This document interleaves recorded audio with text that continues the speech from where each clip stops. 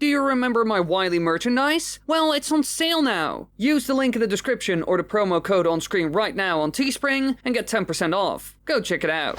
Now, I think we all know by now that Skyward Sword is a bit of a controversial Zelda game. Some absolutely love it, others have mixed feelings, and then there are people who just hate it. Now, I will be honest right out of the gate. I think Zelda Skyward Sword needs a number of improvements, and I'm not a big fan of it. However, there are some cool things about it, like the story, certain characters like Girahim, and the item upgrading mechanic. However, a lot of other things seen in the game are just bad or mediocre. And there's one thing that certainly needs to be improved: the Loftwing flying in the game. Sure, it's cool that you can fly on a gigantic bird, but in my opinion, it could have been so much better. So today we will take a look at this unique mechanic in order to find out what could be changed to make it extremely memorable. Now, let's jump right in.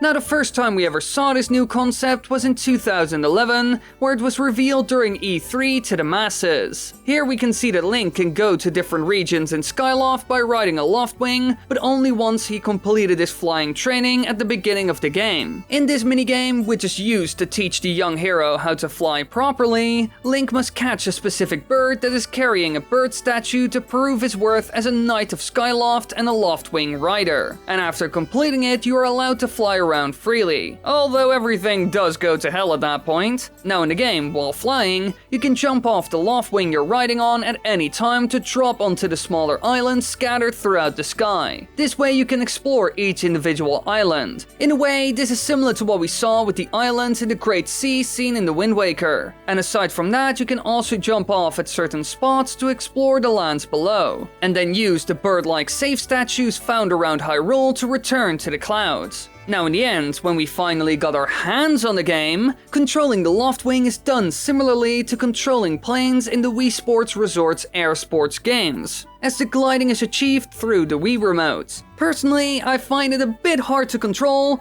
but I will be honest, motion controls aren't my thing, and I rarely pay attention to instructions that the game gives me. Well, actually, I have ADHD, so concentrating can be hard. I would have been happier if they just used buttons and the analog stick to control the Loftwing, or at least gave us the option. Now pressing A allows you to go faster, the B button slows the Loftwing down, and flicking the controller vertically will make the Loftwing flap its wings. And that's basically it. As soon as you know these controls and can use them effectively, you're in business. Now, when we first saw the flying during E3, it all looked amazing, and a lot of people thought that it would be just as exciting and fun as the Great Sea from the Wind Waker or the horse riding in Ocarina of Time. But in the end, there wasn't a whole lot to do while flying around. In general, the sky of the game is quite empty?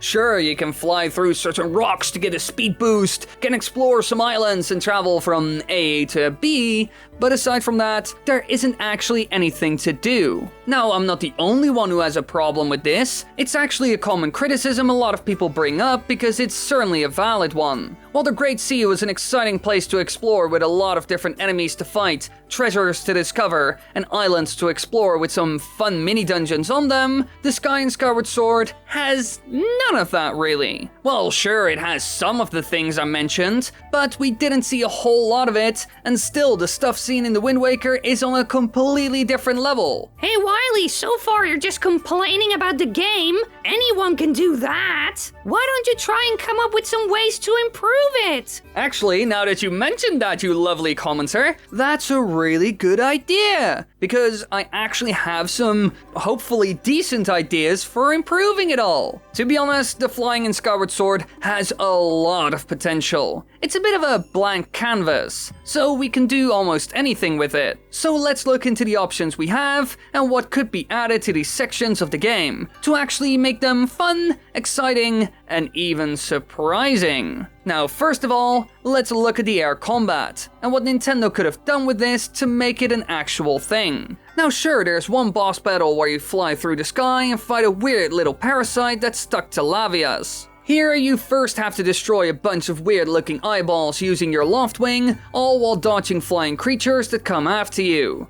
And while this is not a bad section and finally utilizes the loft wing in a cool way, it's quite short sadly enough. And that's because the second half of the battle takes place on the back of Lavias. And in my opinion, that's a bit disappointing. They could have turned this into a full loft wing battle with one minor change that we have actually seen in previous games as well, allowing the player to deal damage by using the bow on the back of the loft wing. This way you can attack from afar with the bow, while getting rid of foes who come close by using spiral charges that the loft wing can do. This would have given the player more options when fighting enemies in the sky. And with it being a thing, Nintendo could easily add more enemies in the sky, adding certain ones that fly around you who will shoot arrows or something else towards you, and others that come in for close combat. Think of foes like the Gwei, Skytails, and even Keys. All of these would be fitting, and you can even combine the Skytails with Bokoblins who have a bow. That way they can attack from a distance. All of this is quite similar to the horse riding in Ocarina of Time and Twilight Princess, making the traveling a lot more fun. With this stuff being in the game, you can be attacked out of nowhere in the sky, making it a lot more exciting already. But this isn't all, because minigames could also be added in the sky itself, and in a way it will be similar to the Koroks from Breath of the Wild. Think of things like floating platforms with enemies on them, and on each corner is a balloon that you can shoot to get rid of them. Something like this is small, but could make the sky a lot more fun, acting as a bit of a minigame fight. You could place these around islands that are taken over by evil moblins and bokoblins, which you can clear for a reward. You can upgrade items after all, so it would be a good fit. Aside from that, balloons can also be placed on certain floating rocks, being sort of hidden. And if you shoot them, they can cause a chest to spawn somewhere else, and other times an enemy will appear. This can be a fun challenge as well as a surprise, and something similar to this can be done with the rocks you can fly through as well. When you go through the first one, a minigame timer will start, and you will be guided to the next rock you need to go through. After going through a number of them, doing all of it correctly,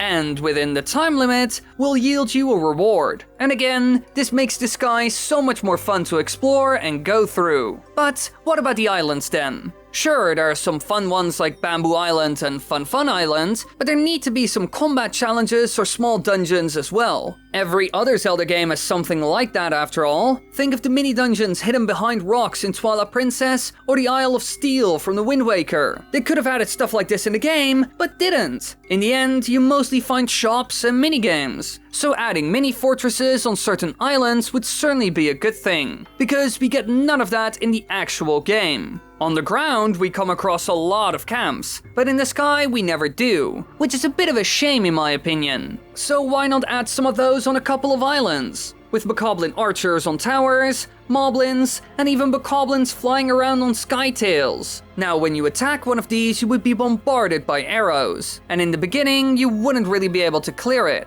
A bow would be incredibly useful after all, but as soon as you're well equipped, you can go after them. Now first of all, you would probably circle around the place to shoot down all the moblins on the towers and take out the flying ones. This would already be quite a big air battle that really tests your skills of controlling the loft wing, all while shooting a bow and spinning around like crazy. And once you have defeated the many creatures and bokoblins on the outside, you must venture in. Here you would encounter some puzzles and of course melee combat with creatures like moblins and more bokoblins. And once you go through all of that, you are finally rewarded for all your hard work with a chest filled with loot. Heck, Nintendo could even build a whole side quest around this where you need to clear all the ones found in the sky. And once you completed that, you get some sort of extra item or a special upgrade to your loft wing. And to be honest, creating something like this is quite easy for Nintendo. They could copy and paste a lot of the stuff found on the surface and just place it on a random island somewhere,